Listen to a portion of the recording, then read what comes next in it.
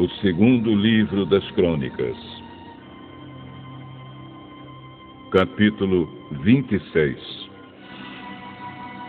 No lugar de Amazias, o povo de Judá pôs como rei o seu filho Uzias, que tinha 16 anos de idade. Depois da morte do pai, Uzias reconquistou e construiu de novo a cidade de Elate. Uzias se tornou rei aos 16 anos de idade.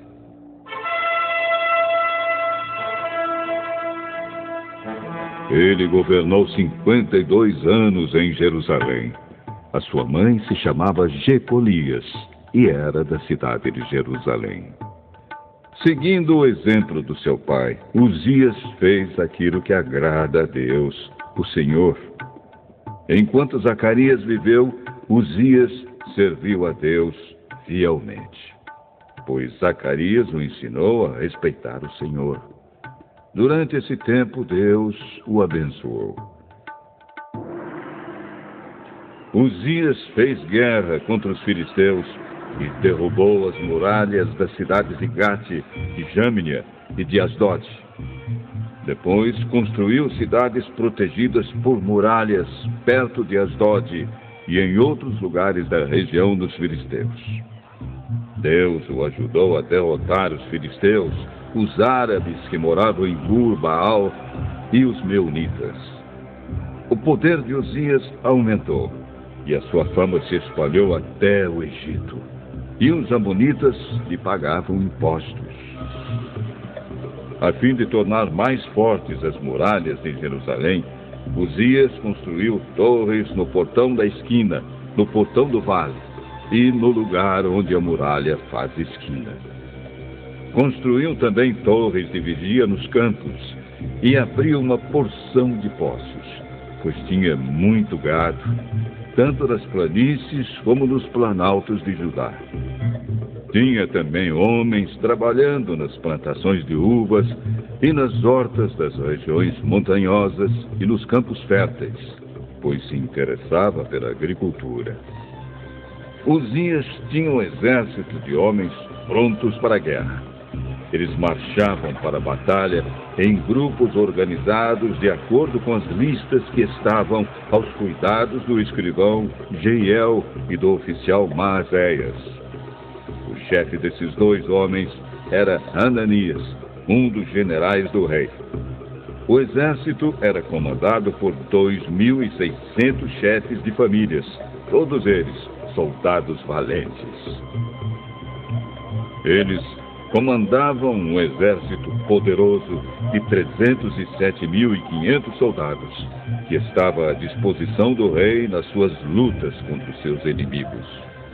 Uzias armou seus soldados com escudos, lanças, capacetes, couraças, arcos e flechas, e fundas para atirar pedras.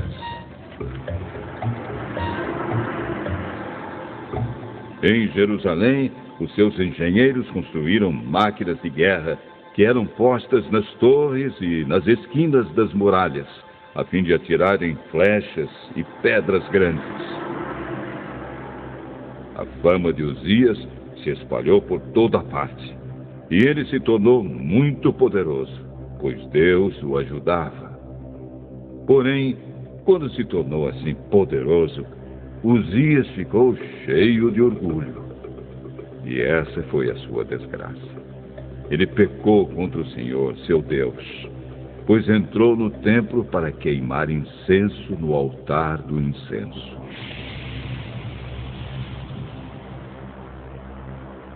O grande sacerdote Azarias e 80 sacerdotes corajosos entraram atrás do rei e o enfrentaram, dizendo: Ó rei, o senhor não pode queimar incenso ao Senhor Deus.